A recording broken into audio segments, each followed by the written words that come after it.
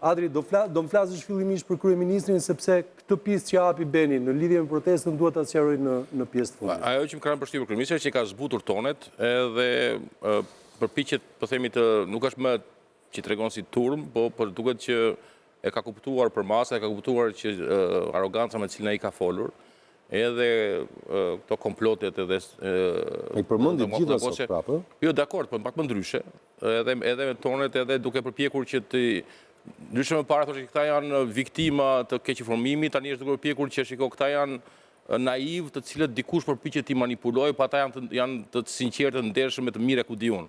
Pra në farë mënyre është duke përpjekur që të komunikojë, pra nuk është më me gjuhën as me gjuhën e para të shpërfilljes, as me gjuhën e damkosjes. Duket që e ka ndryshuar tonin për faktin që tha që jam i gatshëm të komunikoj. Por ata që duan të flasin. Po, pra ka një ndryshim të tonit. Kjo protestë ka marrë për masa shumë të mëdha, do të thënë mbulimi mediatik është i vërtet që ka ndodhur si pasojë e profilit të lartë të Trumpit, por po mos ishte familja Trump, edhe Rama, zë kështë marrë të akrobacira që ta bënte, të ishte dorë nga ato që ai vetë kishte qetur parqe në dokumente strategjike të Shqipëria 2030, 10 vjet më herët.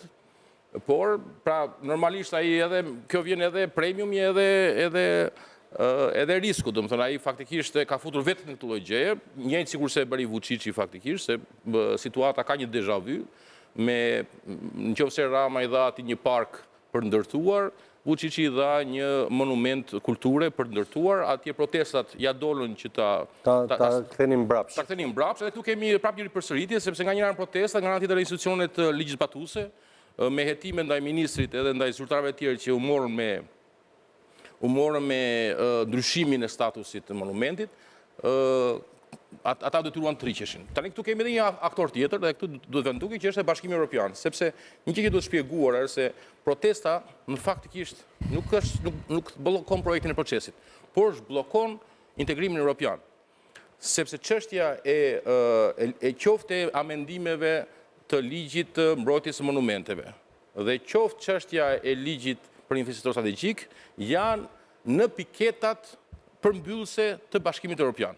Të vitit 2026. Të vitit kaluar. Jo, të këtij viti duhet mbyllur. Këtë vit duhet mbyllur. Duhet mbyllur, jo, janë shpallur vitin e kaluar, edhe këtë vit kemi edhe deklaratën. Po duhet mbyllur. Edhe i kam nxorë edhe deklaratën e tij që duhet të demonstroj për tek kësaj, është edhe në kuadër të kapitullit 27 për ambientin edhe klimën, do duhet edhe menaxhi efektive zonat të mbrojtura në Natura 2000, Natura 2000 përfshin edhe nartën. Pra, dhe për tepër deklarata e fundit nga Komisioni Evropian ishte që duhet marrë masa efektive. Bile unë mendoj se një ndër arsyet kryesore pse u ngutën të bënin punimet ende pa marrë lejen, pa marrë projektin plotësisht final, është pikërisht që kur të vi puna e mbikëqyrjes së zbatimit, t'i vëmë para faktit të kryer. Ka kanë leje zhvillimi, ta mbaroj pak lutem, se tjetër që jam duke thënë. Pra duan që Bashkimin Evropian t'ia hedhin çimenton, të shkatrojnë ato duna që janë përshkatruar, të bëjnë ato ndryshime brutale që nisën të bënin, qoftë bllokimin e Dajlanit, qoftë format të tjera, dhe t'i vini para faktit të kryer për të që u bë kjo s'kem çfarë bëjmë. E ta menaxhonin kështu punën sepse do duhet që eventualisht të zbrapsen nga këto. Sepse është një zotim i marrë që ky ligji i investorit strategjik të riqet në nëntor. Dhe kur të vi pasaj, kur të vi në 2027, trajtimi i kapitullit 27, këtë çështje do trajtohet, do të mbikëqyret qoftë kapaciteti për të përmbushur detyrimet që vijnë nga Natura 2000. E para punës ajo çfarë tha? Po nga që foli Rama, ta tregoj edhe unë. Po pra ne po them. E para ajo çfarë tha ai? Ai tha këtë gjë. E para e punës që ky negocim ka ndodhur pikërisht për këtë arsye.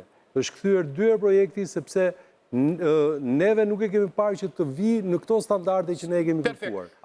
Pra, domethënë, ai këtë po thot, ne jemi gjithkohës duke negociuar e para për pjesën që do ketë Shqipëria tek Sazani, domethënë në investimin e Sazanit si shtet, e dyta, pikërisht që ky projekt të jetë brenda atyre standardeve që duam ne që të jetë në zonë mbrojtur. Tani këtu nuk duket që ka, sepse ajo nuk e, domethënë, zona e mbrojtur në këtë rast nuk është se e pengon zhvillimin, por do një zhvillim i cili të jetë brenda kësaj harmonie. Argumenti që po bëj Kjo është. Dy nga kërkesat kryesore të protestuesve janë shfuqizimi i amendimeve të ligjit 2024 që hoqi mbrojtje zonave të mbrojtura, se vetëm Shqipëri mund të thuash ke zonat të mbrojtura që si mbrohen. Janë gjëra të komplikuara, ta mbaroj së ndërpreva. Dhe së dyti, fundi i privilegjeve që jep statusi investor strategjik brenda nëntorit. Këta nuk janë as investitor strategjik, nuk e kanë këtë status. Se kanë? Dhe një dhe gjë... Po tani, the dy gjëra pra. E para e punës njërë, heqje e zonave të mbrojtura, që nuk është kështu, dhe dyta, statusi i investitorit strategjik. Këta nuk e kanë këtë status. Më tregu që duhet të bëj Ramës në dhe ato kërkesat e protestusve. Nuk po flasim vetëm për Zvërnec, po flasim për një praktik. Atëherë mos e lidh me Zvërnecin. Më gjërë se kaq, okej, po te Zvërneci jo. Nuk është kështu. Jo, shiko Alban. Mbrojtja e zonave të mbrojtura është çështja e Zvërnecit drejt për drejt edhe lidhet me temë konkrete. Dhe u përmendën nga Komisioni Evropian. Çështja e investitorit strategjik është një praktik tashmë e përhapur e qeverisë për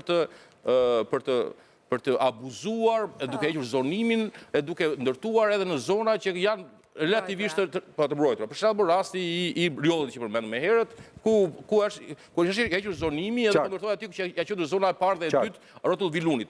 Pa hyrë në detaje. Dhe e treta e rëndësishme është kriteri për pas kapacitete për të përmbushur detyrimet që vijnë nga Natyra 2000, ku përfshihet edhe në arta në 43 projekte që janë parashikuar të përfshihen në listë. Pra këtu, faktikisht protestuesët janë duke ndihmuar Shqipërinë për të ecur në Bashkimin Evropian. Për të përmbushur kriteret për të Bashkimin Evropian. Okej. Ben çfarë kishe? Saktësoj diçka. Ku ndahen protestuesit me qeverinë?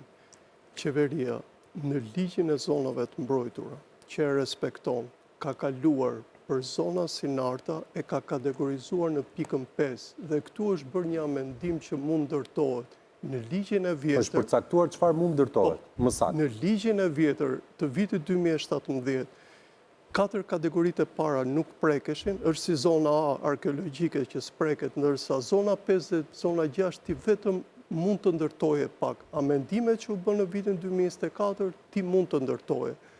Tani, pse protestohet? Sepse i gjithë projekti në këtë rast bie ndesh me konventën e Bernës dhe arusin që Shqipëria ka detyrim. Dhe ky është problemi thelbësor që po ndodh. Vetëm shumë shkurt nëse mund më saktësosh, sepse më duhet kalojmë publicitet. Sa shkurt e do, me minuta? 1 minutë. 1 minutë. Atërë po i them, në 2004 përdohet ligji mbi zonat e mbrojtura. Në 2020 amendohet ligji për zonat e mbrojtura. Në 2024 ka një ligj i cili s'ka të bëj fare me zonat e mbrojtura. Në 2004 zona e Zvërnecit ka qenë zonë nivelit 5. Ka dhe një pas që është nivelit 6, pra është e fundit fare. Fillon nga zona strikte mbrojtur që fillon Nishi dhe ajo që në 2004 ka qenë zonë 5. Që do të thotë, me të gjithë përcaktime që i ka ligjit qarta, këtu lejohen zhvillime të karakterit turistik, lejohen, e thot ligji.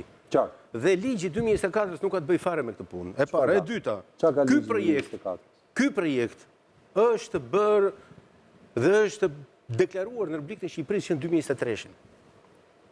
Pra në 2023 mediat filluan të ekspozojnë gjë të tillë dhe përpara 6 muajsh. Edhe nga këto përpara 6 muajsh Alban.